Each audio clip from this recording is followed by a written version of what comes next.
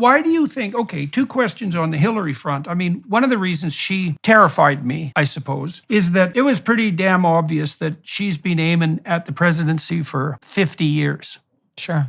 And that's a long time. And you got to ask yourself, what is driving someone who's that committed to that goal? And the goal is clearly the presidency. It's not what could be done with the presidency. And it's not like she was dragged in kicking and screaming by people who were overwhelmingly impressed by her prowess and who, enjoined upon her for moral reasons to consider a career in government. It's like, no. She's been laser focused on being the first female president of the United States for God only knows how long. And so that's concerning to me. But then that doesn't answer the next or address the next mystery, which is given that she's a Democrat and given that the Democrats should in principle be somewhat skeptical, let's say, of fascist collusion between corporation and government and a little bit skeptical on the military industrial side, why do you think that her record indicates that she's such a hawk on the military front? Is that a compensation? Is she attempting this is a cheap,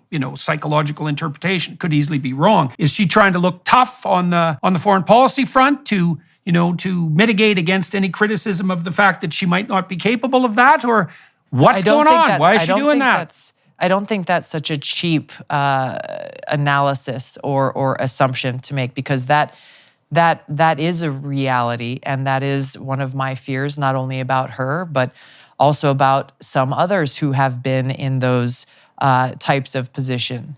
You look at someone like Kamala Harris, for example. She's a breath away from the presidency. And I have lost track of how many conversations. Yes, a feeble breath, unfortunately. Yes, exactly, which is incredibly concerning. I have lost track of how many American service members I have spoken with who are absolutely terrified about the prospect of a President Harris. For that reason, she's proven. You mean facing off against someone like Vladimir Putin, for example? Wouldn't that be lovely? Kamala Harris versus Vladimir Putin. Oh, yeah. Or anyone, but somebody like her who is weak, who lacks understanding in foreign policy, who feels the need to prove herself, to prove her strength, to stand up with the big boys and look tough, and somehow believe that, well, hey, the best way to do that is to go drop some bombs somewhere and start a war.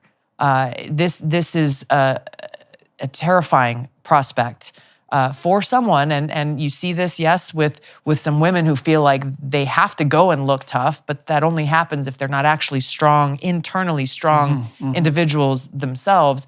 But we also see this with some of the male leaders in this country. We saw how how people react, again, like in the media and media and politics, how they react when we go to war. We saw how Nancy Pelosi and Brian Williams and others declared Donald Trump. This is the first time he seems presidential, when he decided to go and launch some rockets and missiles against Syria.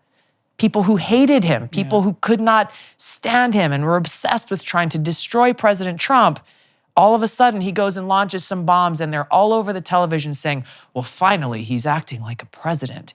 Give me a break. Right. This is the problem with the lack of leadership that we have, and how you started this question asking about how is it that the Democratic Party, that should be the party that is at a minimum skeptical and cynical about the military-industrial complex and going out and starting new wars and regime change and all of this stuff. Well, they have become party to it, part and parcel of it, and have become that machine that benefits from all of this. And so they can't.